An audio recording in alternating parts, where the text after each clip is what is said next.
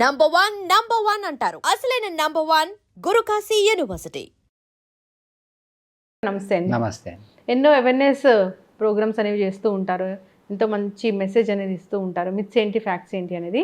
అయితే ఏసీ గురించి, లంగ్స్ గురించి అడగాలంటే మిమ్మల్ని అడగాలి. One of the best pulmonologist మీరు ఇక్కడ. అయితే ఏసీ ఎంతవరకు డేంజరు, ఏసీని ఎలా వాడుకోవాలి, నిజంగానే ఏసీలో ఉంటే బీపీ పెరుగుతుందా? Yes, first of all AC అంటే ఆర్టిఫిషియల్గా మనము లోపల ఎన్విరాన్మెంట్ని క్రియేట్ చేసుకోవడం. ఏదైనా కానీ ఆర్టిఫిషియల్ అంటే డెఫినెట్లీ సమ్ ఇల్ ఎఫెక్ట్స్ అనేది ఉండే ఛాన్స్ ఉంటుంది. ఏసీలో ఉన్న వాళ్ళకి బేసిక్గా మేజర్గా ఎఫెక్ట్ అయ్యే హెల్త్ ప్రాబ్లమ్స్ ఏంటంటే, ఒకటి స్కిన్ ప్రాబ్లమ్స్, రెండోది లంగ్ ప్రాబ్లమ్స్ వస్తాయి. మూడు, ఈ బీపీ అనేది ఏసీలో ఉన్న వాళ్ళకి, ఆల్రెడీ బీపీ ఉన్న వాళ్ళకి బీపీ పెరగటం లేదా సిస్టమిక్గా కొంత బీపీ ఎక్కువ రికార్డ్ అవ్వడం అనేది గమనించారు. కానీ దానికి గల కారణాలు ఇంతవరకు కనుక్కోలేదు. అండ్ చెప్పడం ఏంటంటే, దానికి సంబంధించిన ఇంకా రీసెర్చ్ జరగాలి. అంటే ఫైండింగ్ అబ్జర్వేషన్ ఏంటంటే, ఏసీలో ఉన్న వాళ్ళకి బీపీ అనేది ఎక్కువగా ఉంటుంది. దానికి కారణం ఏమై ఉండొచ్చు అనే దానికి మేబీ వాస్కులర్ కన్స్ట్రిక్షన్, చల్లదనం తగిలితే మనకి ఈ నరాలు అనేది కుచించుకుంటాయి. దానివల్ల ఏమన్నా బీపీ అనేది ఎక్కువ రికార్డ్ అవుతుందా అనేది ఒక థాట్ ప్రాసెస్. కానీ దానివల్ల బీపీ పెరగటం అనేది బేసిక్గా అబ్జర్వ్డ్. కానీ కారణాలు ఏంటి, సైంటిఫిక్గా దాని ఎక్స్ప్లెనేషన్ ఏంటి అనేది ఇంకా మనకి స్టడీస్ చేసి దాన్ని ఇంకా కనుక్కోవాల్సిన అవసరం ఉంది. అయితే అది ఎంత పెరుగుతుంది ఏంటి దానికి సంబంధించింది అనేది కూడా ఇంకా వాళ్ళు చెప్పాలి. దాని గురించి గైడ్ లైన్స్ కూడా వీటిలో ఉండాలి. కానీ ఓవరాల్గా ఏంటంటే, ఏసీలో ఉన్నప్పుడు ఈ స్కిన్ ఎండిపోవటం కానీ, డ్రై అయిపోవటం, క్రాక్స్ రావటం, తర్వాత ఈ స్కిన్ ఇచ్చింగ్ లాంటివి ఎక్కువ ఉండటం అనేది జరుగుతుంది. అది ఏసీ ఉన్న రూముల్లో తేమ ఎక్కువగా ఉంటుంది, అలానే ఎక్కువగా ఉండొచ్చు, లేదా తేమ తక్కువగా కూడా ఉండదు. రెండు రకాలు జరుగుతాయి. సో ఈ మాయిశ్చర్ ఎక్కువ ఉన్న కండిషన్స్లో ఏమవుతుందంటే, ఈ వాల్స్ మీద, ఈ ఉన్న క్రీక్స్ వాటి మీద, అది కొన్ని చోట డస్ట్ ఎక్కువ చోట అది మాయిశ్చర్ తడవటం వలన ఆ డస్ట్లో నుంచి ఈ ఫంగస్ పెరుగుతుంది. ఈ ఫంగస్ పెరిగినాక ఆఫ్టర్ సమ్ టైమ్ ఈ ఫంగస్ నుంచి స్పోర్స్ బయటకు వస్తాయి. ఈ స్పోర్స్ పీల్చామనుకోండి మనం, ఈ స్పోర్స్ పీల్చినప్పుడు ఎలర్జీస్ వస్తాయి.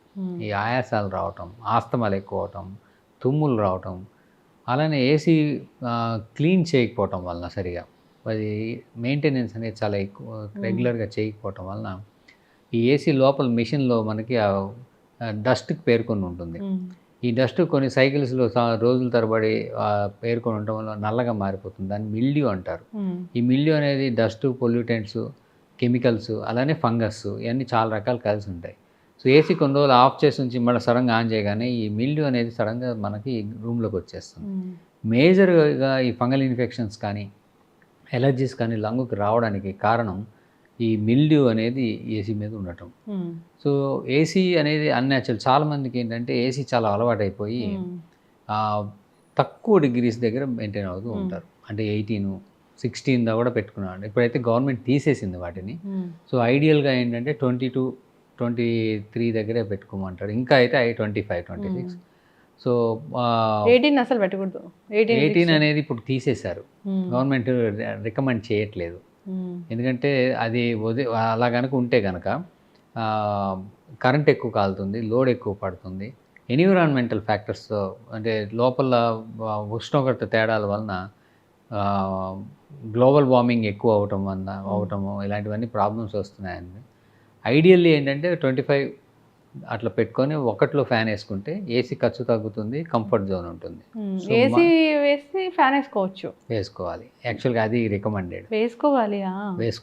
1లో ఫ్యాన్ పెట్టి మ్యాక్సిమం టెంపరేచర్ అంటే 24, 25 దగ్గర పెడితే మనకి కంఫర్ట్ జోన్ ఉంటుంది. సో యాక్చువల్గా ఏంటంటే మనం ఉండాల్సిన టెంపరేచర్ థర్మో కంఫర్టబుల్ జోన్ అంటాం. థర్మో కంఫర్టబుల్ అంటే మనకి చెమట పట్టకుండా, ఆహ్లాదకరంగా ఉండే, చలి పుట్టకుండా ఉండే టెంపరేచర్. దట్ ఇస్ రఫ్లీ అరౌండ్ 25, 26 డిగ్రీ సెంటీగ్రేడ్.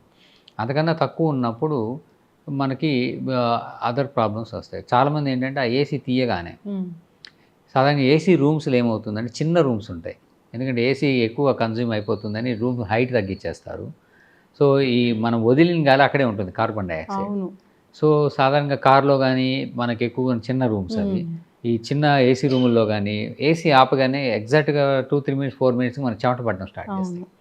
ఈ చెమటలు పట్టడం అనేది ఏంటంటే ఈ కార్బన్ డైఆక్సైడ్ ఉన్న ఎక్కువైపోవటం వలన మనకు ఉక్కపోసినట్టు ఉండటం, కంజెషన్ లాగా అనిపించడం, చెమటలు పట్టేయడం అవుతుంది. సో ఈ ఏసీ అనేది అందుకే మోస్ట్ అన్యాచురల్. సో మనం సాధ్యమైనంత వరకు అవాయిడ్ చేయటం 25. ఇంకొక డేంజర్ ఏంటంటే సమ్మర్లో బాగా వేడిగా ఉన్నప్పుడు ఏసీతో కొంచెం జాగ్రత్తగా ఉండాలి. ఎందుకంటే టూ మచ్ 18-12లో ఉన్న వాళ్ళు సడన్గా 16-18లో ఉన్న టెంపరేచర్ ఉన్న వాళ్ళు సడన్గా ఎండలోకి వెళ్ళారనుకోండి, అంటే డైరెక్ట్గా opening into the hot environmental or corridors, బాగా చల్లదనంలోంచి. సో అది అట్లీస్ట్ సడన్ టెంపరేచర్ వేరియేషన్ అనేది హ్యూజ్గా వచ్చేస్తుంది. ఎట్లా అంటే మనం 16 దగ్గర ఉంటాం, అక్కడ బయట వాతావరణం 40-45 ఉంటుంది. సో నియర్లీ 20-25 డిగ్రీస్ డిఫరెన్స్ వస్తుంది. సో 5 డిగ్రీస్ అట్లా కన్నా ఎక్కువ వస్తే ఈ sudden vascular changes, temperature change అయ్యేసరికి సడన్ వాసో డైలటేషన్ వచ్చి మనం కొలాప్స్ అయి పడిపోతాం. సో చల్లదనం ఉన్న ఏసీ గదిలోంచి ఒకటే సడన్గా బయటికి సమ్మర్లో వెళ్ళకూడదు. సో అందుకనే ఏంటంటే యాంటీ రూమ్స్, చేంజ్ రూమ్స్ ఇస్తారు, అంటే టెంపరేచర్ మారుతూ ఉండేటట్టుగా పెట్టుకొని చేస్తారు. అలానే చాలామంది కొంతమంది గమనించారో లేదో ఏసీ కార్లో వెళ్తూ దిగడానికి ఒక 5 నిమిషాల ముందు ఏసీ ఆపేసుకుంటారు. దానికి కారణం అదే ఏంటంటే మనం బయట వేడికి అలవాటు పడడం కోసం ముందే ఆపేసుకోవాలి. ఆపేసుకొని కొంచెం వేడిగా దిగాలి. లేకపోతే సడన్గా చల్లగా ఉన్న కార్లో టక్కున దిగామనుకోండి రోడ్డు కొలాప్స్ అయ్యే ఛాన్స్. సో ఇలాంటివి జరిగే ఛాన్స్ ఉంటుంది. సో ఏసీ బేసికల్గా ఏంటంటే మన కంఫర్ట్ కోసం. సో కంఫర్ట్కి రికమెండేషన్స్ వాట్ ఎవర్ అవి ఉన్నాయి చూస్తున్నాం. 2 ఆ ఏసీని టైం టు టైం మెయింటైన్ చేస్తూ ఆ ఫిల్టర్స్ క్లీన్ చేయటం, ఆ డస్ట్ దాని మీద క్యాచ్ అవ్వకుండా, ఏసీ రూముల్లో డస్ట్ లేకుండా చూసుకోవటం అనేది చాలా అవసరం. ఈ మాయిశ్చర్ అనేది లేకుండా ఒకటి చూసుకోవాలి. టూ మచ్ డ్రైనెస్ ఉంటే హ్యూమిడిఫైయర్ యాడ్ చేసుకోవాలి. ఆ ఎన్విరాన్మెంట్ని బట్టి ఉంటుంది. సో మరీ డ్రై ఉంటే కనుక థ్రోట్ ఎండిపోవటం, రెస్పిరేటరీ సెక్రీషన్స్ ఎండిపోవటం, స్కిన్ ఎండిపోవడం, క్రాక్స్ రావటం, ఇలాంటి ప్రాబ్లమ్స్ వస్తాయి. సో కొంతమందికి ఎలర్జీస్ వచ్చి దగ్గు రావడం ఇలాంటివి ఉన్నప్పుడు ఏసీని మెయింటెనెన్స్ చేయగా కూడా వాళ్ళకి అలా లక్షణాలు కనబడుతూ ఉంటే సో వాళ్ళ ఫిజిషియన్ కలవడం అనేది కలిసి దానికి తగు ట్రీట్మెంట్ కానీ లేదా చేంజెస్ కానీ చేసుకోవటం మంచిది. ఏసీ డేంజర్ అయితే AC is not natural, danger అనలేము, బట్ స్లోగా దాని చెప్పాక డేంజరే అనిపిస్తుంది డాక్టర్ గారు. ఒకటేసారి చల్లటి గదిలోంచి బయటికి వెళ్ళడం అనేది అసలు ఇంతవరకు మనం దాన్ని కాసేపు దాన్ని ఆపేయాలి, అడాప్టేషన్ అనేది చేసుకోవాలి. అడాప్టేషన్ అంటాం, లేదే అట్లా సడన్గా వెళ్ళడం అనేది కరెక్ట్. సో మనకి temperature adaptation step by step. So కొంచెం అప్పు దెన్ మనం వెళ్ళటం అనేది ఎప్పుడైనా మంచిది. అవును, ఎస్, చక్కటి ఇన్ఫర్మేషన్ డాక్టర్ గారు. బీపీ పెరుగుతుందా ఏసీలో ఉంటే అంటే పెరుగుతుంది. దానికి సైంటిఫిక్ రీజన్ ఏంటి అనేది ఇంకా దాన్ని తెలియాల్సి ఉంది, కానీ పెరగడం అయితే పెరుగుతుంది. సో బాగా చల్లగా ఉండడం వల్ల రకరకాల కారణాలు అయి ఉండొచ్చు. ఏసీ టెంపరేచర్ అనేది చూసి పెట్టుకోవాలి. 18 అనేది అసలు మనము కన్సిడర్ చేయలేము. 23 నుంచే మనము ఏసీ వాడితే మంచిది. ఇంకొక కారణం ప్రాబ్లం ఏంటంటే చాలామంది కీళ్ళ నొప్పులు ఉంటాయి. సో టూ మచ్ చల్లదనం పెడితే కీళ్ళు గట్టిగా నొప్పులు, కీళ్ళ వాపులు ఎక్కువ, అంటే రుమటాయిడ్ ఆర్థరైటిస్ ఎక్కువ అయిపోతుంది winter season. So too much ఏసీలో ఉంటే వాళ్ళకి జాయింట్ స్టిఫ్నెస్ రావటం, జాయింట్స్ సరిగా కదలలేకపోవటం, జాయింట్ స్టిఫ్నెస్ ఎక్కువ వాళ్ళకి ఇబ్బంది కలగడం అనేది జరుగుతుంటుంది. సో దానికి అన్నిటికీ ఒకటే ఒక ఆన్సర్, టెంపరేచర్ పెంచుకోవడం, సాధ్యమైనంత వరకు అవాయిడ్ చేయడం. చక్కగా చెప్పారు డాక్టర్ గారు. ఎండాకాలం అంటే ఇంకా తప్పదు కాబట్టి ఆ టెంపరేచర్ అనుగుణంగా కాస్త కంఫర్ట్ దాన్ని బట్టి ఏసీ వేసుకుంటే మంచిదే. కానీ బయటకు వచ్చేటప్పుడు మళ్ళీ రూమ్ టెంపరేచర్కి అడాప్ట్ అయ్యి మళ్ళీ బయటికి రావాల్సి ఉంటుంది. ఖచ్చితంగా అందరు పాటించాల్సిందే. కారులో వెళ్ళేటప్పుడు కూడా అంతే. కారు ఆపే ముందు మనం ఎక్కడైతే దిగుతామో కాసేపు ముందే ఏసీ ఆపుకొని మనం దానికి ఈ వాతావరణానికి మన శరీరాన్ని అడాప్ట్ చేసుకోవాలి. అంతే కదా డాక్టర్ గారు? చక్కటి ఇన్ఫర్మేషన్ అండి, చాలామందికి తెలీదు, మాకు కూడా తెలియదు ఇంతవరకు. సో ఫాలో అవ్వాలని కోరుకుందామండి. ధన్యవాదాలు. And for more videos, please subscribe to iDream. Please subscribe to iDream. Please subscribe iDream. And please subscribe to iDream. For more videos, subscribe to iDream. please like, share and subscribe to the channel. Congratulations, iDream. Subscribe to iDream. Subscribe to iDream. So subscribe to iDream Media. iDream ki iDream team andarki huge congratulations. Please subscribe iDream Media. Please subscribe to iDream. Subscribe iDream. Please subscribe to iDream. I dream అంటే నా కళల ఛానల్ను subscribe చేసుకున్న నోరు తిరుగుతలేదు. మీరైతే గంట గుర్తు కొట్టండి. For more such videos, please subscribe to iDream.